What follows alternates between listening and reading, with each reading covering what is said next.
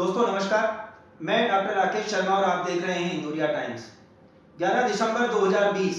कोटपुतली निकाय चुनाव और बढ़ती हुई पार्षदों की धड़कन, उन प्रत्याशियों की धड़कन उत्तरोत्तर बढ़ती जा रही है जिनके लिए एक एक दिन निश्चित रूप से कम हो रहा है। तो उन्हें यह लगता है कि वो अपने मतदाताओं को रिझाने के लिए, उन्हें अपनी कार्य योजना बताने के लिए उनके पास समय अभी और होना चाहिए था। ऐसे में शादी विवाह उत्सवों के अंतर्गत ना वो ठीक से शादियां अटेंड कर पा रहे हैं और ना ही वो हर एक मतदाता तक पहुंच पा रहे हैं। इसलिए उन्होंने सोशल मीडिया का सहारा लेकर के भी लोगों तक अपनी कार्य योजनाओं को पहुंचाने का प्रयास किया है। ऐसे में इंदौरिया टाइम्स के द्वारा छेड़ी गई मुहिम कौन बनेगा चेयरमैन, और चेयरमैन बनने के लिए आखिर क्षेत्र के नागरिक पार्षद के जरिए किसे अपना चेयरमैन देखना चाहते हैं, ये अपने आप में बड़ी बात है। इसी क्रम के अंतर्गत पिछले 3 दिनों से लगातार इंदौरिया टाइम्स स्टूडियो में जिस तरह से प्रत्याशियों का आवागमन जारी है, इससे न केवल इंदौरिया टाइम्स स्टूडियो की एक साख बनती है, इससे यह समझ में आता है कि लोगों को एक प्लेटफॉर्म ऐसा मिला है क्षेत्र में जिसके जरिए वो आवाम से मुखातिब हो सकते हैं। इसी क्रम में आज हमारे बीच मौजूद हैं वार्ड नंबर 11 से निर्दलीय प्रत्याशी के रूप में श्रीमती रेणु अग्रवाल।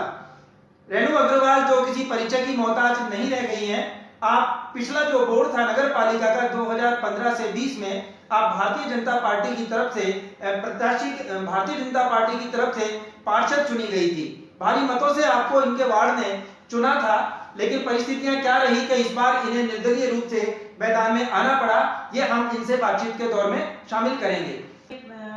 मैं निर्दलीय रेणु अग्रवाल, वार्ड नंबर 11 से, और मेरा चुनाव चिन्ह सिलाई मशीन, मेरा बैलेट नंबर है 3। तो मैं पहले भी पार्षद रह चुकी हूँ, पहले भी मुझे वार्ड वासियों ने भारी मतों से विजय किया है, और अभी भी मैं खुद वार्ड में गई, मुझे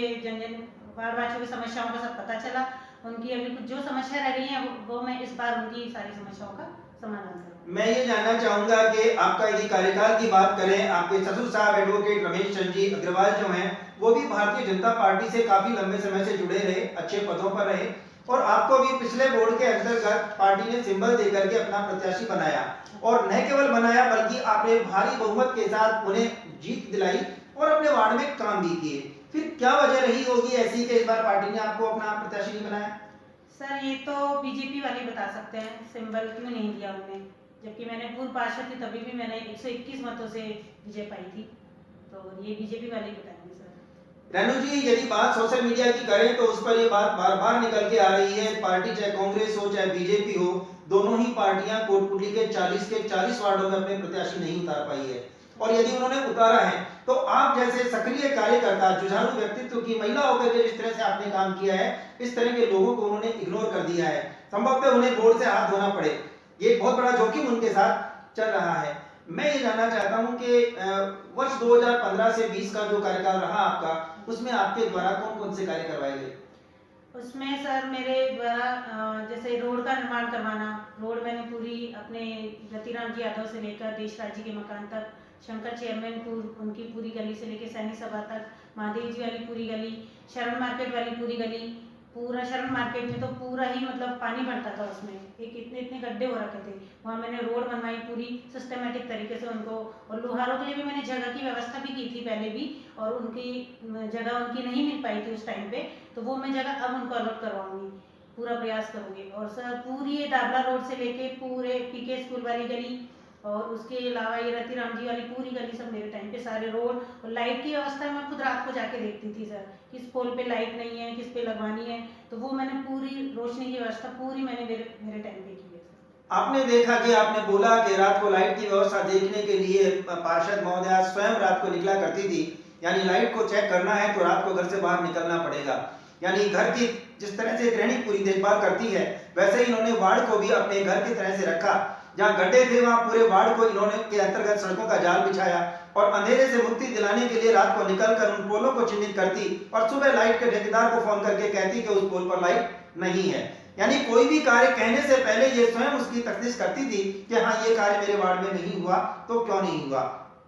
बावजूद उसके पार्टी ने इन्हें प्रत्याशी नहीं बनाया। फिर पार्टी के ऊपर एक बड़ा सवाल आता है कि आखिर पार्टी पे ऐसा कौन सा दबाव था, ऐसा कौन सा कार्यकर्ता उनके सामने आ गया था जिसे लेकर उन्हें इस तरह के कार्यकर्ता को, अपने पार्षद को, अपने एक समर्पित व्यक्तित्व के धनी एकमात्र शक्ति को उन्हें नकारना पड़ा। मैं ये जानना चाहूंगा कि इस बार आप वापस से चुनाव मैदान में हैं, तो यदि आपको जनता वापस से, वार्डवासी आपको चुन लेते हैं या आपके प्रति, आपके कार्य के प्रति उनका समर्पण रह जाता है, तो आप कौन से बचे हुए ऐसे अधूरे कार्य हैं जिन्हें प्रायोरिटी से करना चाहेंगे? सर अभी मेरे वार्ड में बहुत से ऐसे काम हैं, जैसे मेरे वार्ड में आंगनबाड़ी केंद्र नहीं है जी। उसकी व्यवस्था करवाना चाहूँगी। सर एक वाटर सप्लाई का पानी है जो मेरे वार्ड में नहीं आता है, क्योंकि अभी बोरिंग का स्तर बहुत नीचे जा रहा है, तो वाटर सप्लाई का पानी मेरे वार्ड में आना चाहिए। उसके अलावा राशन की दुकान मेरे वार्ड में नहीं है, राशन की दुकान भी मैं अपने लक्ष्मी नगर जाना पड़ता है लोगों को राशन का लेने के लिए, तो वो भी मैं अपने वार्ड में व्यवस्था करना चाहूँगी। उसके अलावा रोशनी की व्यवस्था जहाँ रह गई है, रोड भी मतलब बहुत जगह भी नीचे कुछ पेंडिंग रह गए हैं, वो रोड और नालियों, उसके साथ नालियों की व्यवस्था मैं अपने वार्ड में करवाना चाहूँगी। और साफ सफाई की व्यवस्था तो पूरी करवानी ही है इस बार।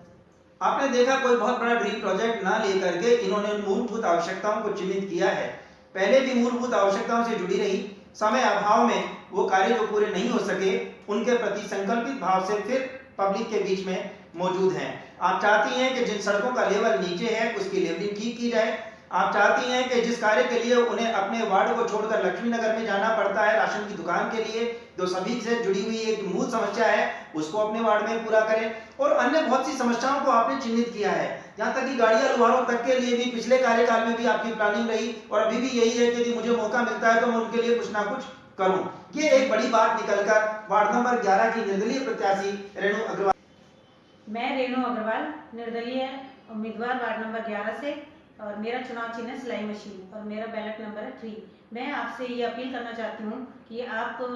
अधिक से अधिक मतदान करें और डिस्टेंसिंग का पालन करते हुए आप मतदान बूथ पर जाएं और अधिक से अधिक मतदान करें और अधिक से अधिक मतदान से मुझे लीजिएगा। रेणु जी ने जैसा कि अभी बताया कि इन्होंने एक अपील के जरिए अपने वार्ड वासियों को वापस से एक बार मौका दिए जाने की बात कही है, और यदि वार्डवासी आपकी अपील को स्वीकार करते हैं तो निसंदेह आपके द्वारा इंदौरिया टाइम्स स्टूडियो में किया गया कमिटमेंट चैनल भी याद रखेगा, आप भी याद रखेंगी और संभवतः वार्डवासियों को तमाम सुविधाएं मिल जाएंगी। आपका बहुत बहुत धन्यवाद कि आप स्टूडियो पधारी और आवाम से मुखातिब